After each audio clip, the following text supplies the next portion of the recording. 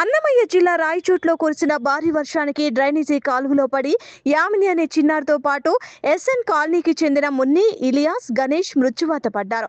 వీరిలో ముగ్గురు మృతదేహాలు లభ్యం కాగా యామిని అనే పాప మృతదేహం ఈ రోజు ఉదయం మాండవ్య నదిలో లభ్యమైంది.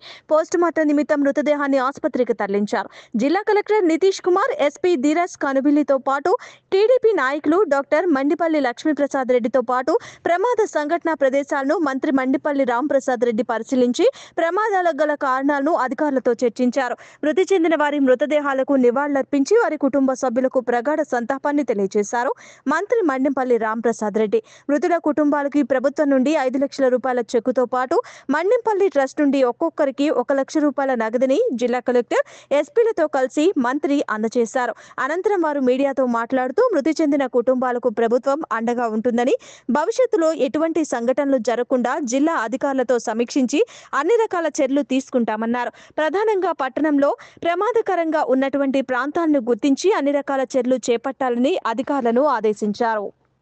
నిన్న రాత్రి కురిసిన భారీ వర్షాల వల్ల రాయచోటి పట్టణంలో జరిగిన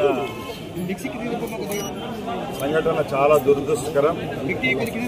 ఎప్పుడూ లేని విధంగా ఒకేసారి భారీ వర్షం కురవడంతో 4 ప్రాణాలు కోల్పోవడం జరిగింది.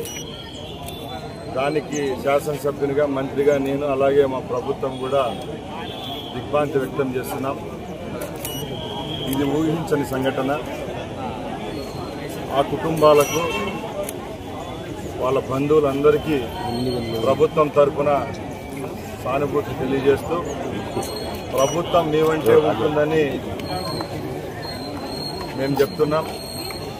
గౌరవ ముఖ్యమంత్రి ఆదేశాల మేరకు గౌరవ కలెక్టర్ గారు తక్షణమే స్పందించి ఒక్కొక్క ప్రాణం కోల్పోయిన కుటుంబానికి 5 లక్షల రూపాయలు డిజాస్టర్ మేనేజ్మెంట్ ద్వారా అప్పటికప్పుడే శాంక్షన్ చేయడం, ఈరోజు పొద్దున్నే ఆ కుటుంబాలకు 5 లక్షల రూపాయలు చొప్పున ఇవ్వడం జరిగింది. అలాగే నా తరఫున మా చారిటబుల్ ట్రస్ట్ ద్వారా ఒక్కొక్క ప్రాణం కోల్పోయిన వారికి 1 లక్ష రూపాయలు ఇస్తున్నామంటే 6 లక్షల రూపాయలు ఒక్కొక్క ప్రాణం కోల్పోయిన మనిషికి ఇవ్వడం జరిగింది. మేము ఒకటే ప్రజలను కోరుకుంటున్నాం, ఇలాంటి సంఘటనలు జరిగినప్పుడు,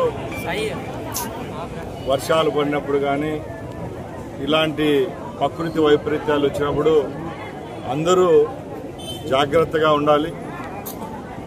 అక్కడికి నిన్న ఊహించని విధంగా గత 20-30 సంవత్సరాలుగా ఎప్పుడూ లేని విధంగా వర్షం కురవడం, ఎప్పుడూ ప్రమాదం జరగని రాయచోటి పట్టణంలో ఇలాగా ప్రాణాలు కోల్పోవడం మమ్మల్ని అందరినీ కలిచివేసింది.